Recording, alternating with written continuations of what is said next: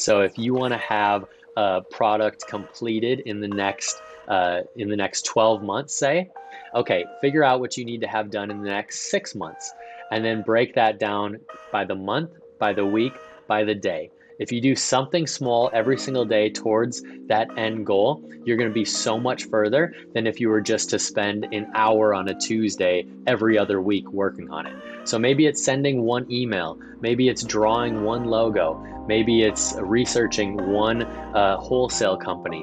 Whatever the case is, just do something small every day and always be working towards that end goal that you have, no matter what the timeline is. And if you don't hit your goal, that's okay. Just keep going, because a lot of things are going to take off way, way later than you could ever expect them to.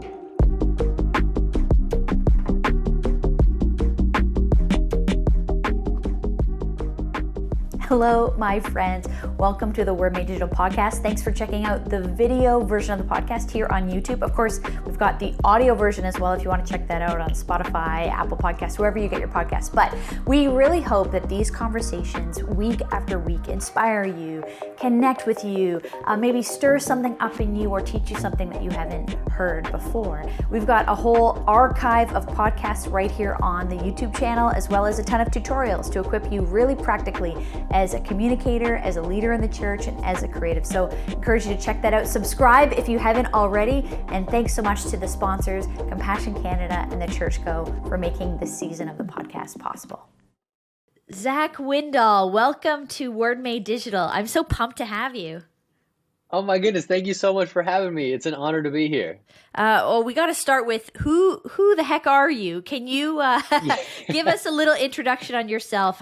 I'm looking forward to talking to you about all things business, entrepreneurship, purpose, how that connects to our work. Totally. But before we go too far, give us a little bio on yourself.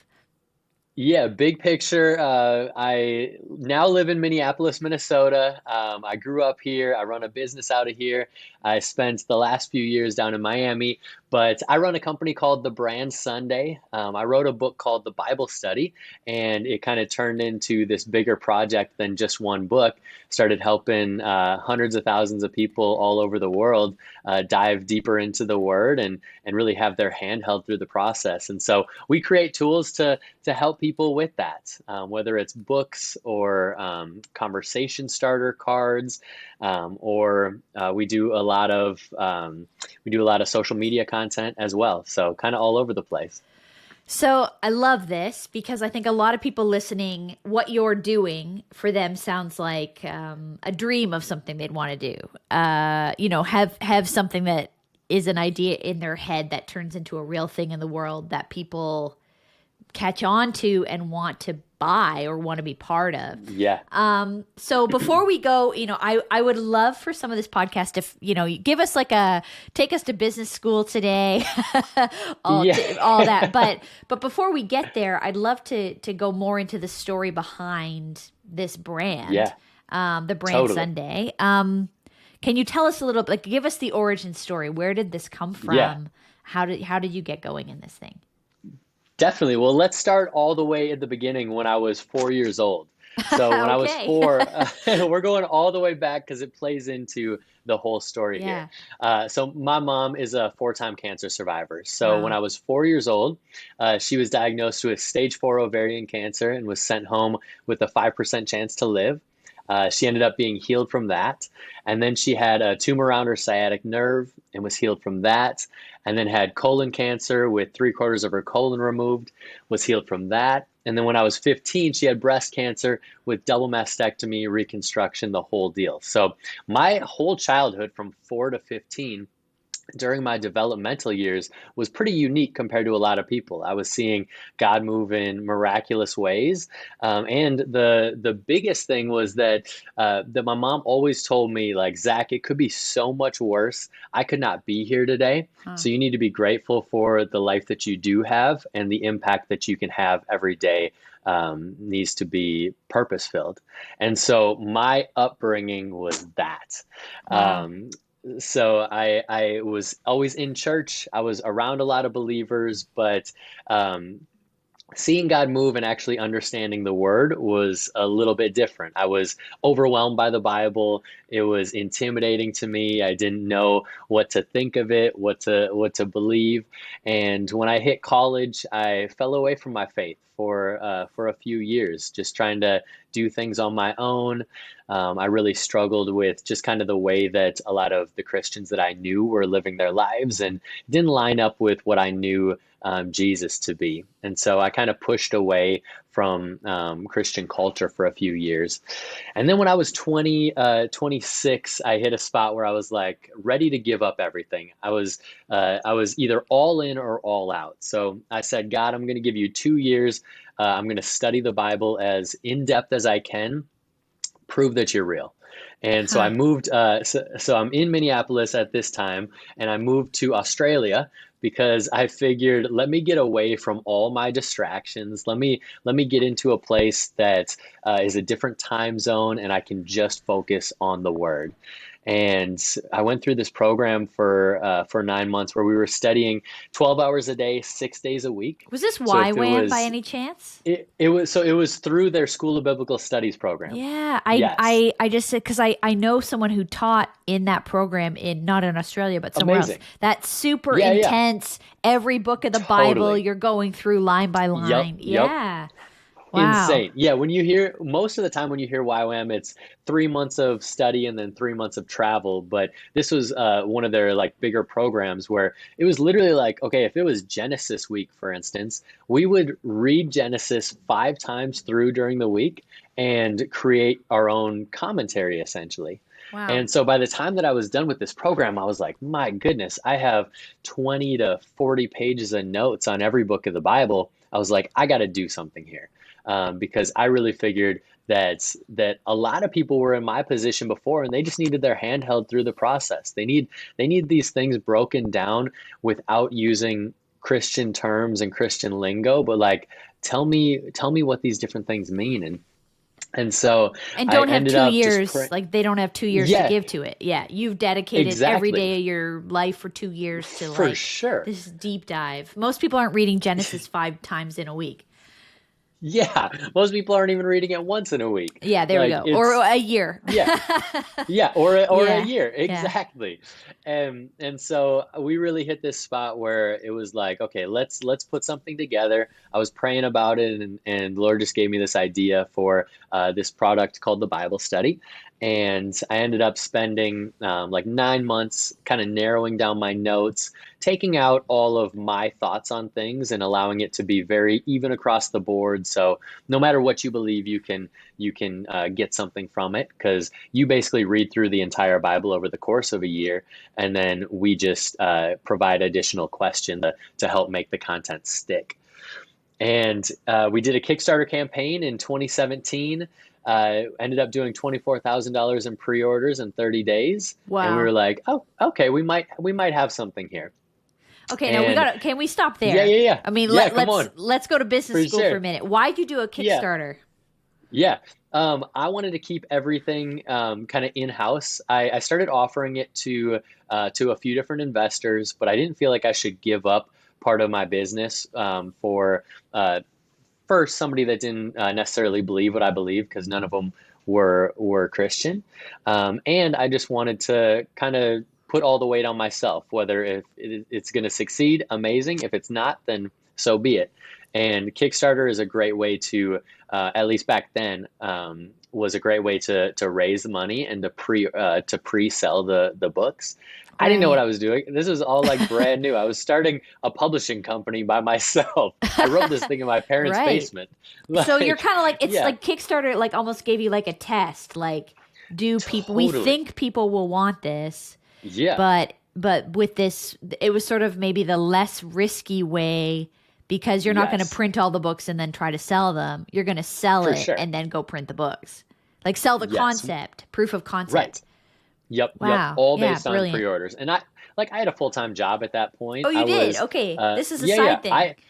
Honestly, this was a side thing for the first 2 years. I was Okay. paying 17 other people before I paid myself $1 for two Really? years.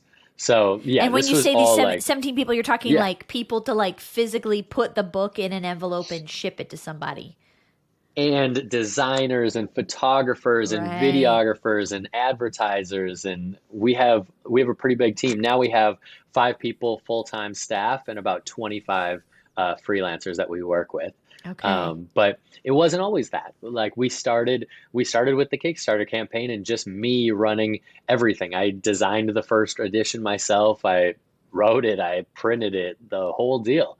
Yeah. But then it just began to grow and get in a lot more people's hands, and it helped a lot of people dive into the Word every single day and reading books of the Bible that they've never read before. And so we're now on year 4, and it's grown to be impacting people all over the world. And every single day we're so humbled by it because I get a picture from our warehouse team every day, just sending a photo of hundreds of books going out the door, and that's more than I could ever ask for. It's so clear that God's hand is was just Wow. all over it as we grew.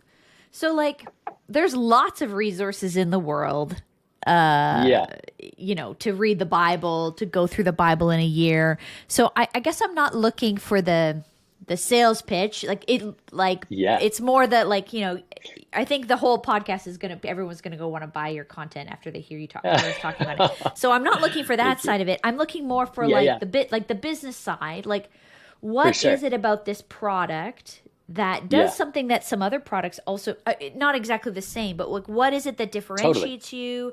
How have you Yeah, positioned this in a way that, like, yep. what did you say, like $26,000 in a Kickstarter or something like that? Yeah, $24,000 in a Kickstarter.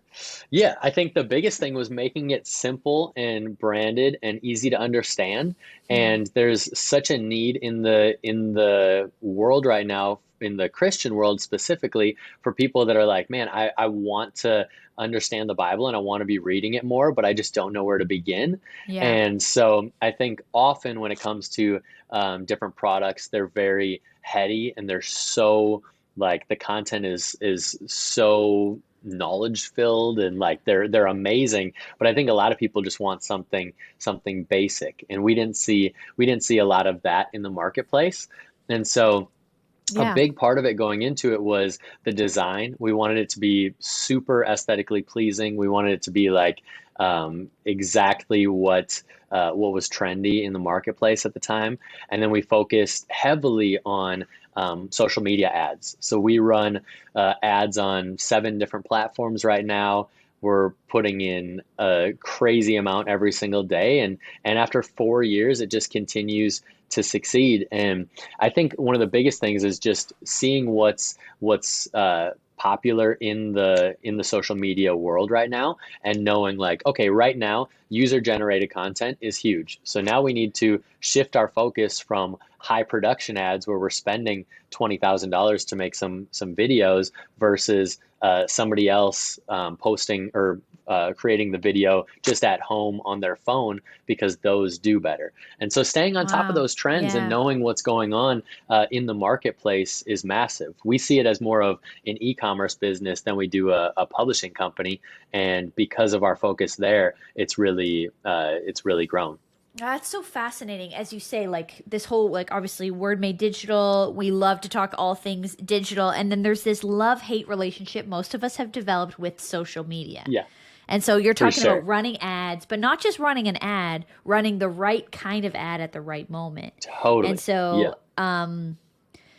I mean, okay, at the very beginning, because most people listening are like, yeah, like, you're some big company, of course you can afford to sell ads. But in the beginning, this is your Yeah. part-time thing in your parents' Right. basement. For sure. You don't have a $2,000, or maybe you did. Where did you have a $2,000 a month ad budget? Like, where did that come from? No, I had no budget. I was literally like Right. every all the money that we made for the first 2 years went back into the business. And so it was okay if we're going to sell. We were just very on top of the return of our ads. So it's a number called the ROAS number, which is your return on ad spend. And so if your ROAS number may be a 10 as you're first starting out, meaning if you put in $100, you're going to make $1,000 in sales. But then over time, it may drop. It might be a 2 or a little bit lower. But at least every time that you're putting out money, you're making money back.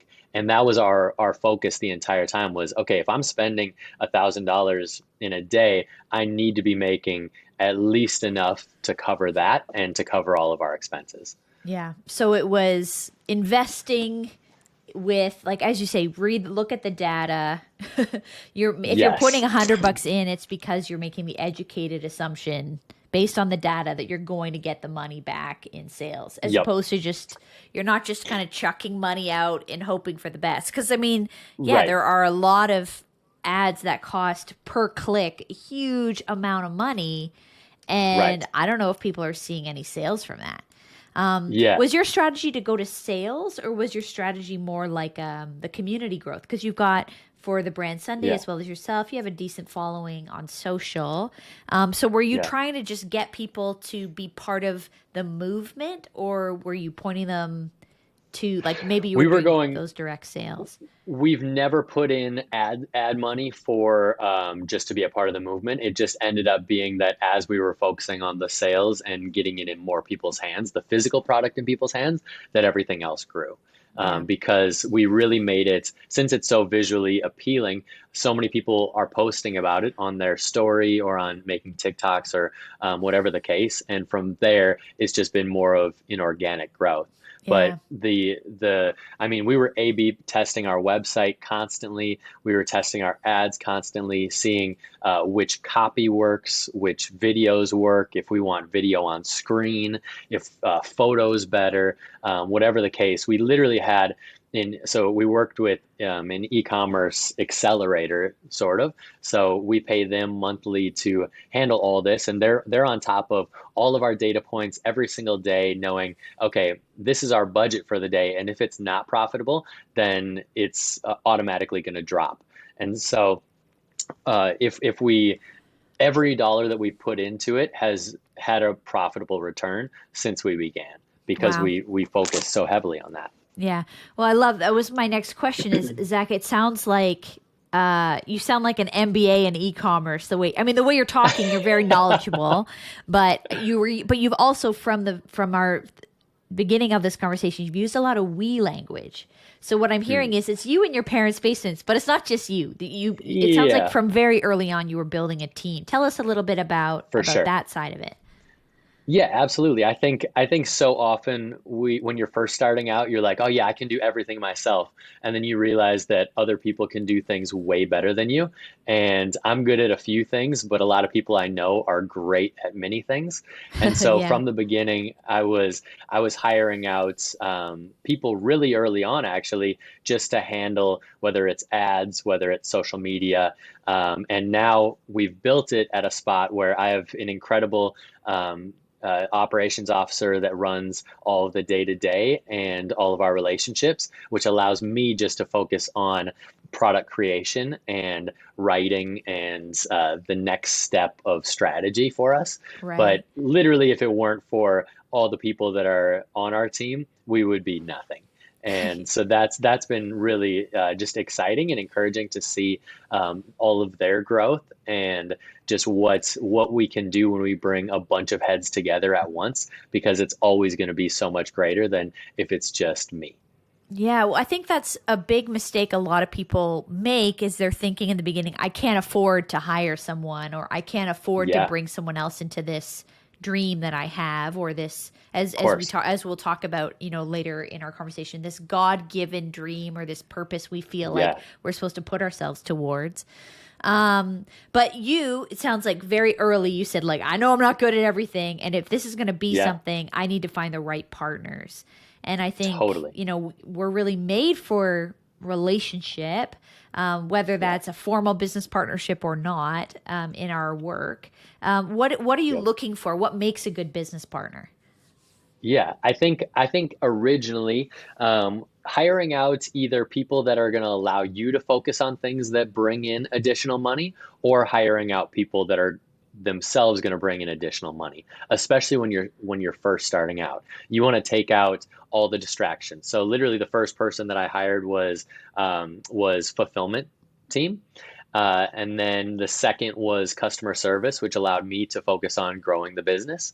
And then from there, it was only working with social media people that are able to bring in additional money for us, and a sales team. And so that by doing it that way, you open up your schedule to focus on areas that are able to build the business. But a lot of people, as you said, when they're first starting out, they're like, well, I need to ship every product myself.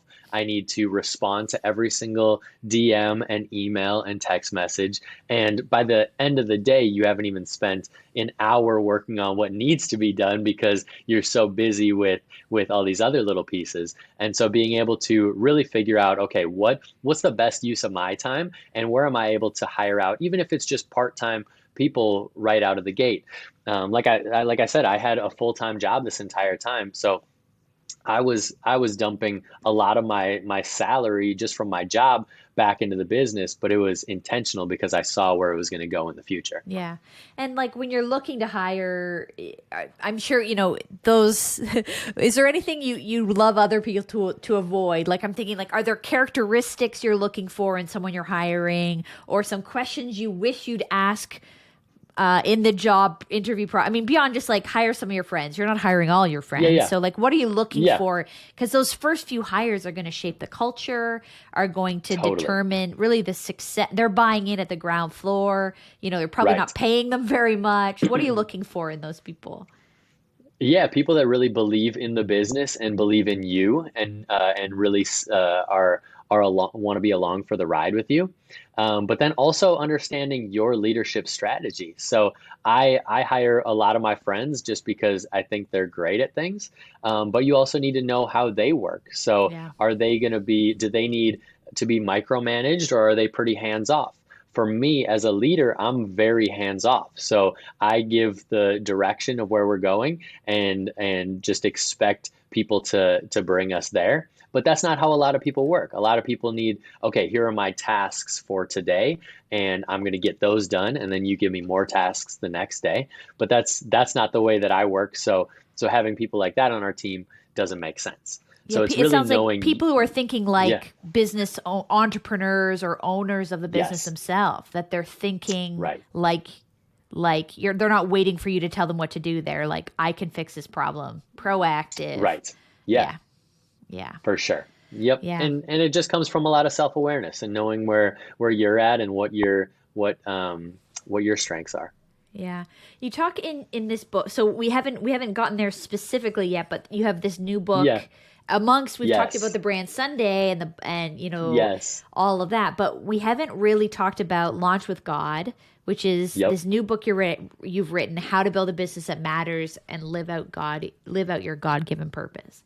So Yes. I want to get to this purpose conversation, but before we get there, there's this chapter in the book called Finding Your Logos, or Yes. which logos and that's I zeroed in on that chapter because it relates to Word Made Digital. Like Yeah. John chapter 1, in the beginning was the Word, and the Word became flesh and blood and moved into the neighborhood. But the Word is Yes. logos. So you have a whole Yes. chapter dedicated to finding your logos, which is like Yeah. exactly related to Word Made Digital. So Totally. tell me I love about that. this. The words matter, the story Yeah. matter. Tell me about this finding your logos. Yeah, I think there's a few different ways of looking at it. I think we need to be listening to the voice of God, especially when we're creating businesses, and really diving into, okay, what's he saying to me? What's he want to use my life for, and how is that going to help other people? And so being tuned in to his voice. But then when it comes to words, when it comes to creating your product and the branding behind it, I think words are so important as well. What words are you going to use to sell? What's your sales pitch going to be? What's your website going to look like?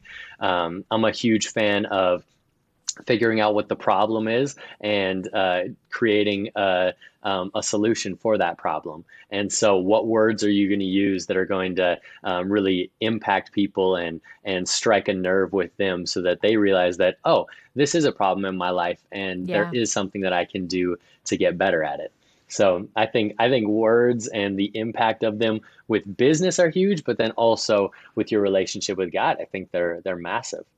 Well, you use in the book the you and I are fellow glasses wearers, and you use Yes. the story of Warby Parker, the glasses company, in your book. And of course, Yeah. I am wearing Warby Parker glasses right now, Oh, so I come love. on. So I don't know what brand your glasses are, but Yes. tell us a little bit about like what have you learned from a brand like that Yeah. about this idea of story? Because I think some of us are Yeah. we that's maybe if they aren't familiar with your brand yet, they might be Yeah. familiar with Warby Parker. What are you seeing in these kinds of successful brands that we can learn from?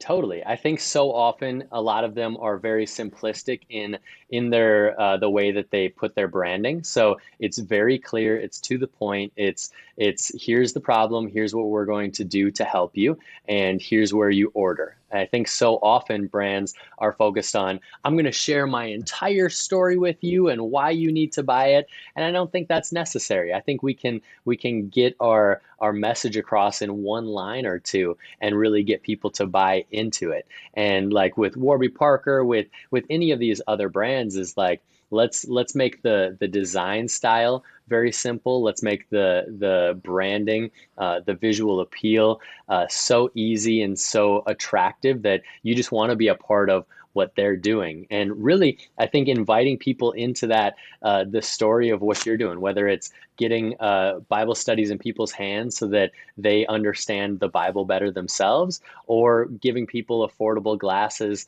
that actually are trendy and not something that you might pick up at a convenience store or anywhere, Yeah, yeah. you know? Um, So, yeah, I love that. I mean, you're talking about you're saying in many different ways. Um, the visual is such a like we're such a visual oriented people. The visuals tell the story. How do we say it simpler? How do we say it clearer? You don't just have the product you're selling that actually you believe is helping people, is filling yeah, a need that people really have in their life, because I think a lot of yeah, people have something that they can offer that will help other people, yeah. but they don't know how to sell it.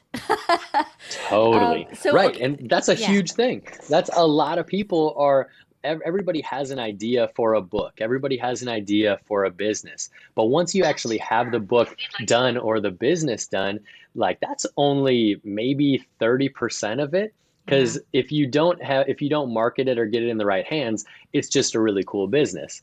And so the biggest thing is, how are we going to make this attractive for other people to want to buy and to use consistently and be a brand advocate for? How are you going to get them to talk about it with their friends and share it organically? That's yeah. a massive part of it, especially in today's culture.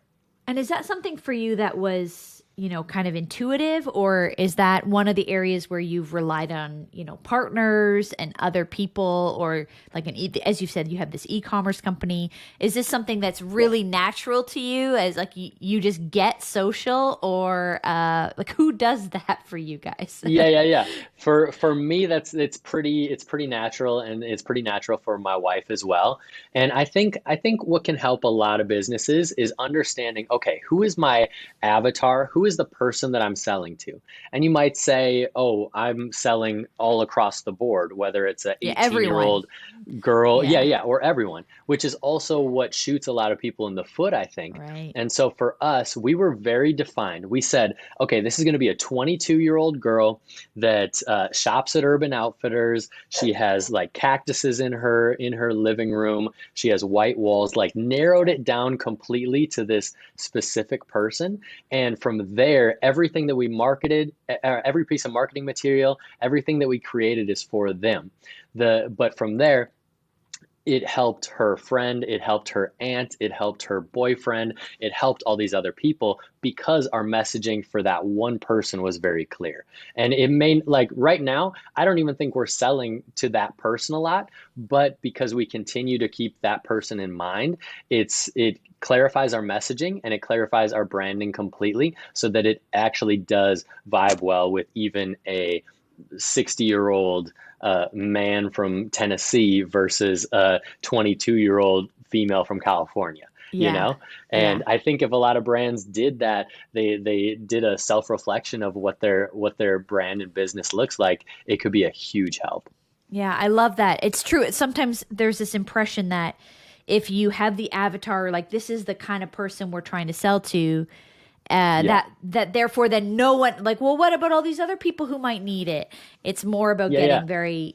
It doesn't mean those people won't buy it. It's just trying to get really Right. specific with your messaging of the kind of person that you're trying Yep. to talk to. Now, I'd be curious on your insights into you know every like as like your Instagram feels like the number one place that you're probably building this network of people Yeah. who are maybe going to be building the funnel, or maybe people are going to be buying from you. But Yeah. everything on Instagram is going to video, right? Like Instagram says we're no Yep. longer a photo sharing app. So Yep.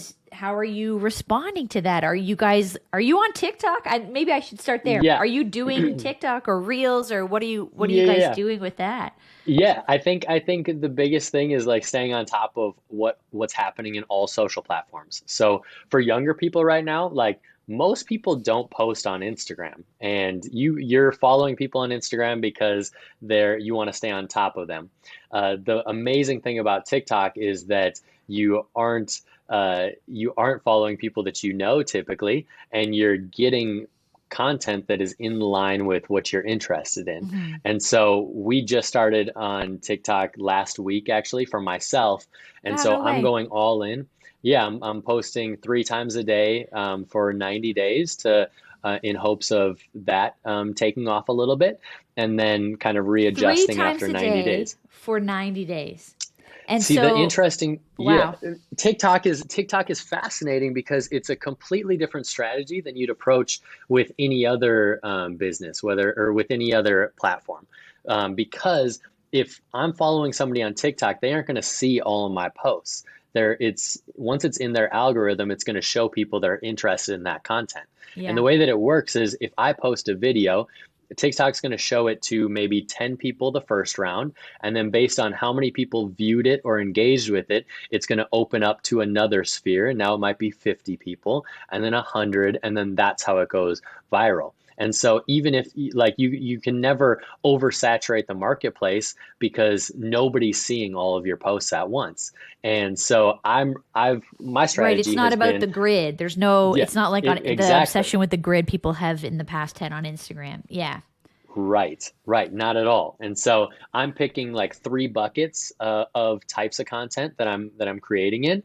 One of them is heavily focused on like the written word on top of images and photos, and then one bucket is on teaching, and then one bucket is on what's trending at the time. And in Do you mean order to like doing one of those like picking a popular yeah, song and or soundbite totally. or Yeah, yeah. yeah. So you can see what's trending every single day, whether it's a soundbite, whether it's a dance, whether it's a song or whatever. But Yeah. really being narrowed down in your niche and then creating that trending version based on your niche. And so I've literally been on it for like I think like 2 weeks at this point, and it's been so awesome just to see how a different platform functions and just the potential that it has for growing your business, your awareness, everything. Yeah, and I So I'm assume I'm all in. yeah, I love it. Well, I'm hearing you be like a curious person, willing to try new things, willing to fail before Yeah, you succeed. These are some like totally. amazing qualities that are going to make what you're doing successful. Even if TikTok is, a fail, it probably won't Yeah, be. But if yeah, TikTok yeah, was a yeah. fail, it's not about that. It's about this Right. whole philosophy of how you're approaching what Totally. you're building and getting that message out there. And I assume you're not Yeah. spending all day on TikTok. Like I assume you're probably No. filming in batches. You're not spending Yep. 6 hours a day on TikTok. Although maybe you are Totally. because No, no, it's so dang no. addictive. It is. It is. Yes.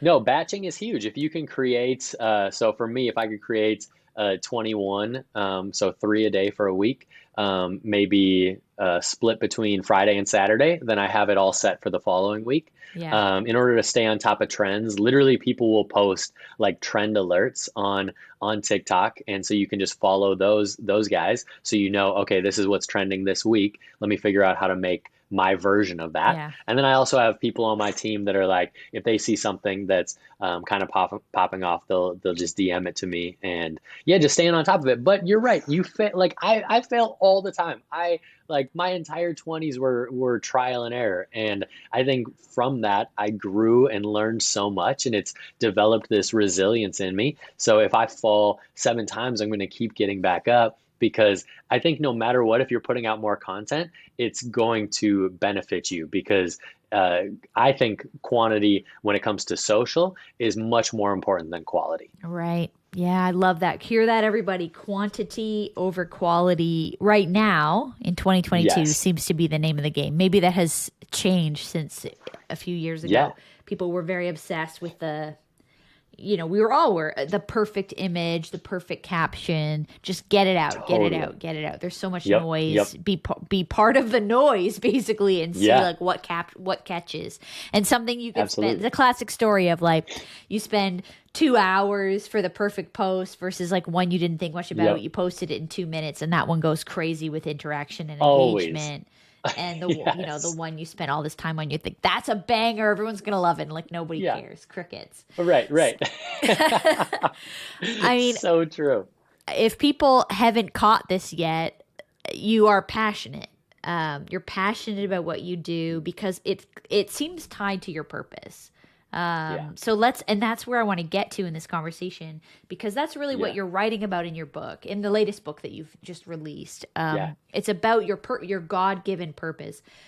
Yep. I mean, I feel like that word can be thrown around a lot in church culture, like "What's my Yeah. purpose?" And Of course. the Jeremiah, "I know the plans I have for you, plans to prosper you, not Yeah. prosper you, Yeah. not to harm you." Like people throw these sort of Bible verses around, Right. and it can be used in maybe the wrong ways. But I'm seeing you passionate and purposeful and doing something that is really serving people in kingdom ways. So let's Yeah.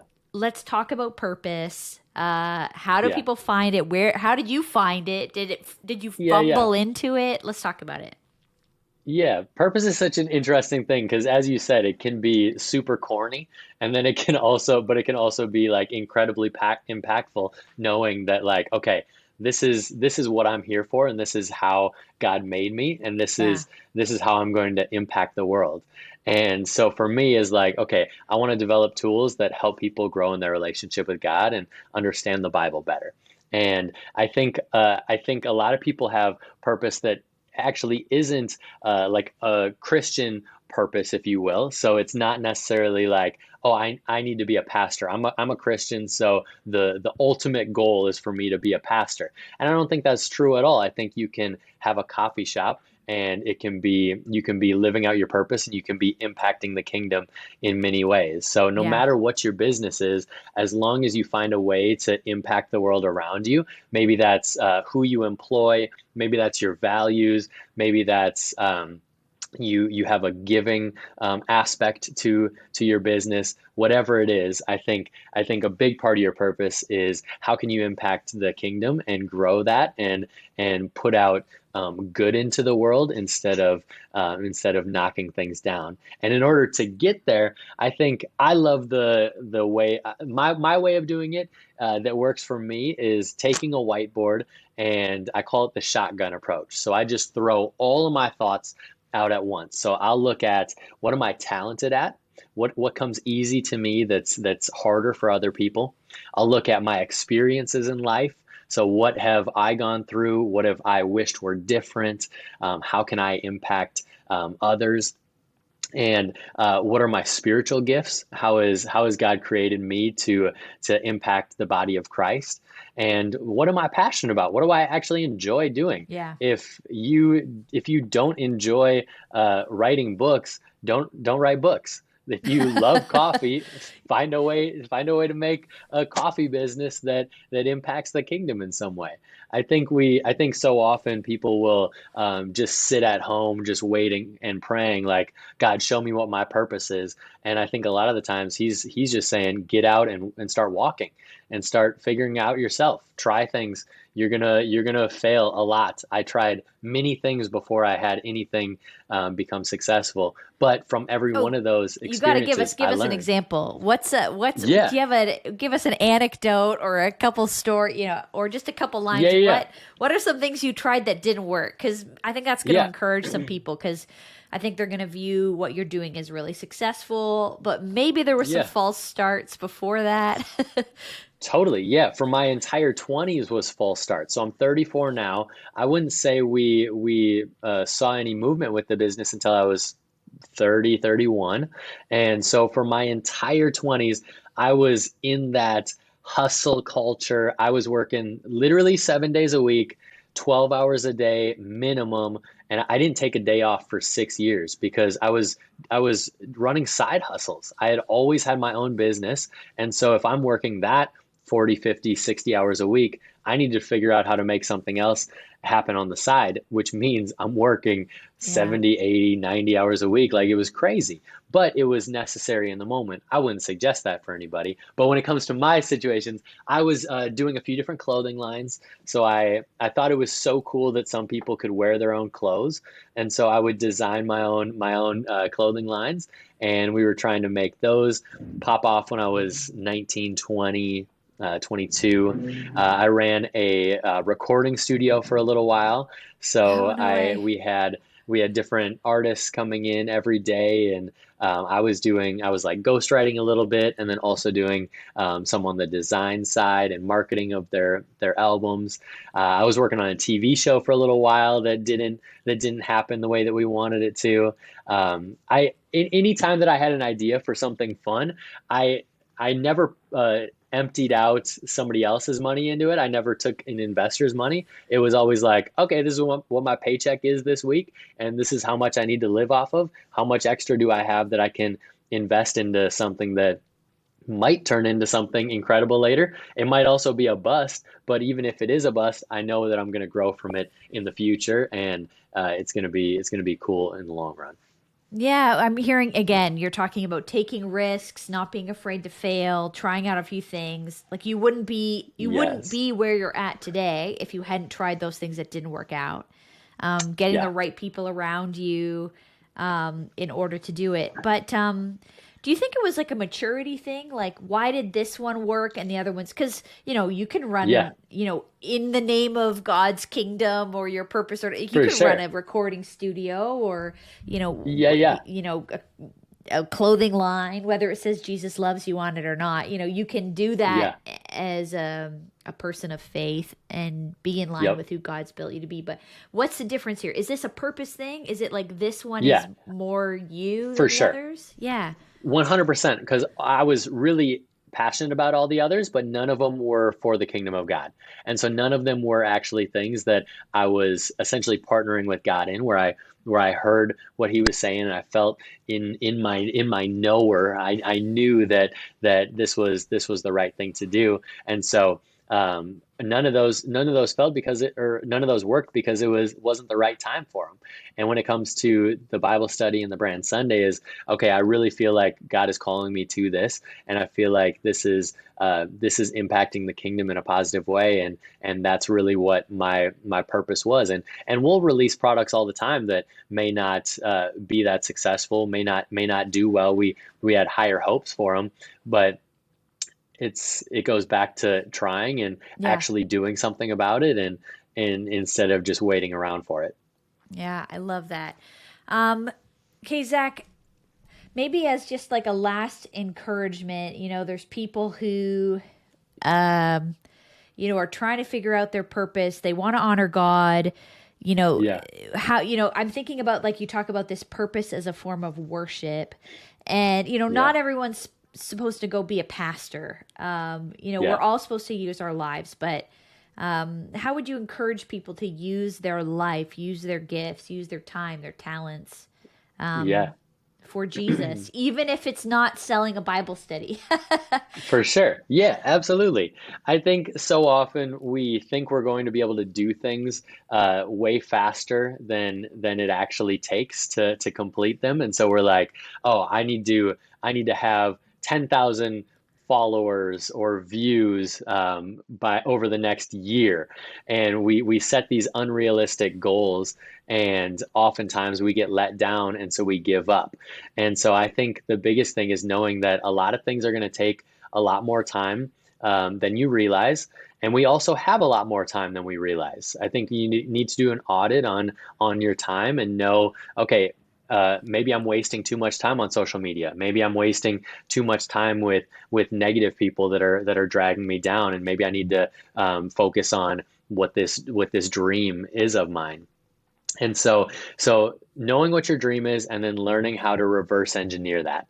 So if you want to have a product completed in the next 12 months, say, okay, figure out what you need to have done in the next 6 months, and then break that down by the month, by the week, by the day. If you do something small every single day towards that end goal, you're going to be so much further than if you were just to spend an hour on a Tuesday every other week working on it. So Yeah. maybe it's sending one email, maybe it's drawing one logo, maybe it's researching one wholesale company. Whatever the case is, just do something small every day, and always be working towards that end goal that you have, no matter what the timeline is. And if you don't hit your goal, that's okay.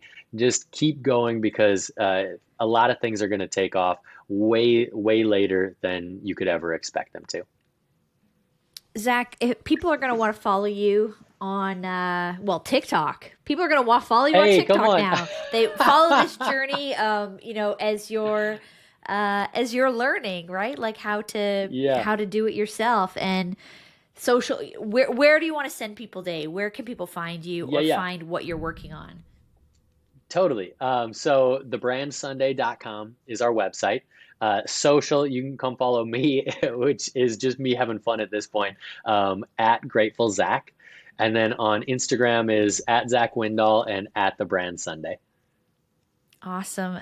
Zach, thank you for taking us to business school a little bit today. Uh, Yes. I I am pumped up by your passion. It's contagious. And Oh, so thank you. I know other people listening are going to be as well. So everybody go find them. And we're going to do a little giveaway of your book. Yes. So Come on. people check out on social, check out on We're Made Digital Social, and we'll set that up for everybody. Thanks, Zach. Amazing. Thank you.